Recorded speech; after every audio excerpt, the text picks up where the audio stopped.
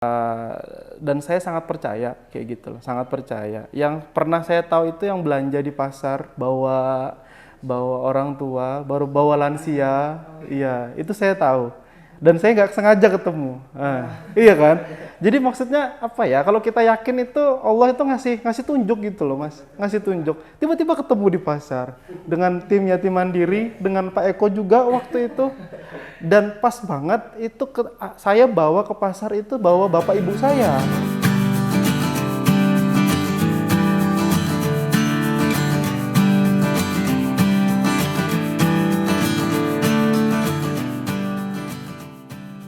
Assalamualaikum warahmatullahi wabarakatuh. Nama saya Arif Fikrul. Jadi saya sekarang bergerak di bidang properti dan digital kreatif. Digital kreatif yang saya bangun itu sudah kira-kira 12 tahun. Jadi di industri kreatif. Yaitu Ans Creator dan Khalifah Studio. Itu sudah berjalan. Berkembangnya waktu, saya juga menjalankan bisnis properti sekarang di Artiland Group. Jadi Artiland Group ini adalah holding untuk properti dari pembangunan, pengembangan sebagai developer yaitu Artiland. Untuk pembangunan kontraktornya adalah lender, untuk penjualan itu Homeo. Secondary marketnya itu bazar rumah, dan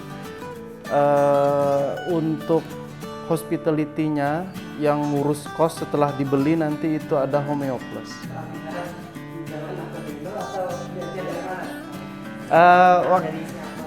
Waktu itu kalau awalnya itu adalah saya lihat di Instagram, jadi saya DM di Instagram.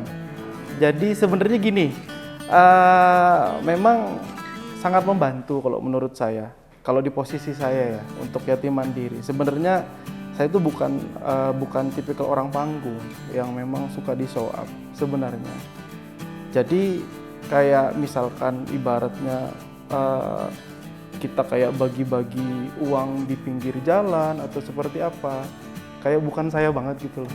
Kalau misalkan ada yatim mandiri kan, maksudnya kita bisa lebih silent.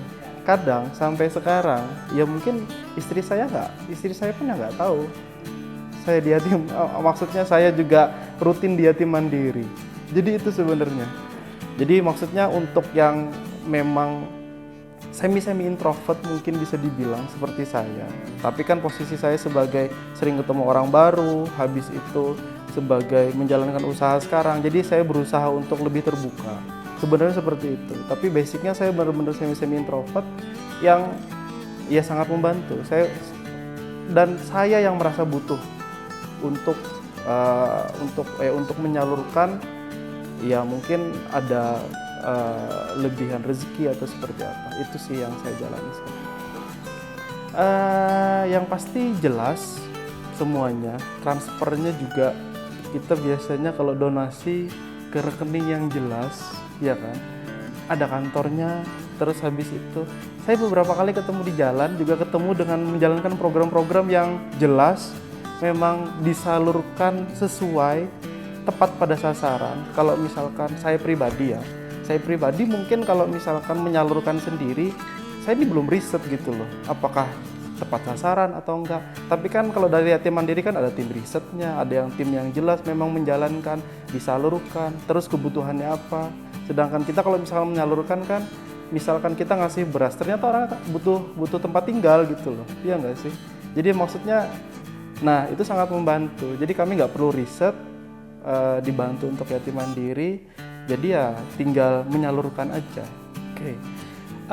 Programnya yatim mandiri itu memang saya nggak begitu banyak tahu, karena memang dengan kesibukan saya juga, maksudnya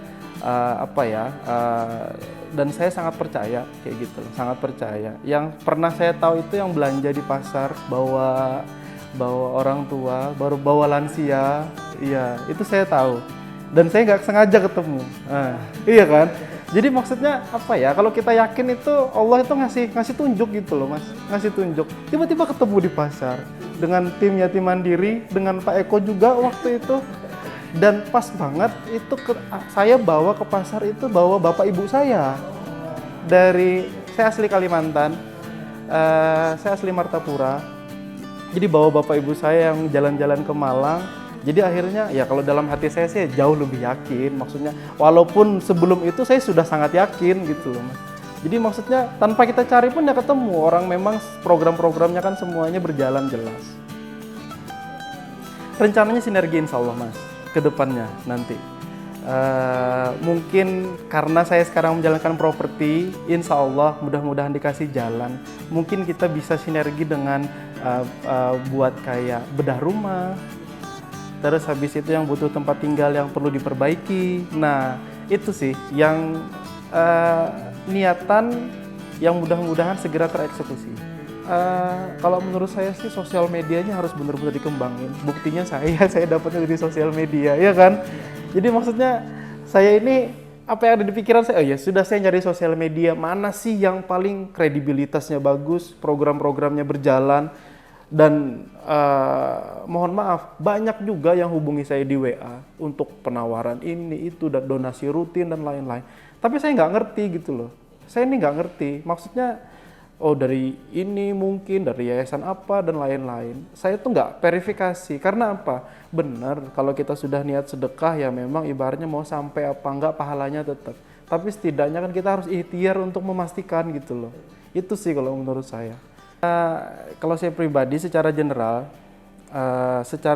itu di saat kita punya kelebihan rezeki, jadi alangkah baiknya ya memang harus berbagi, karena saya yakin gak mungkin miskin orang kalau memang suka bersedekah. Itu secara general. Yang kedua, secara spesifik kenapa harus ke yatim mandiri, karena memang yatim mandiri itu jelas sudah sesuai riset program-programnya, dan saya membuktikan sendiri gitu loh. Saya juga membuktikan sendiri, saya juga ikut beberapa kali programnya yatim mandiri, waktu buka puasa juga bareng anak-anak yatim.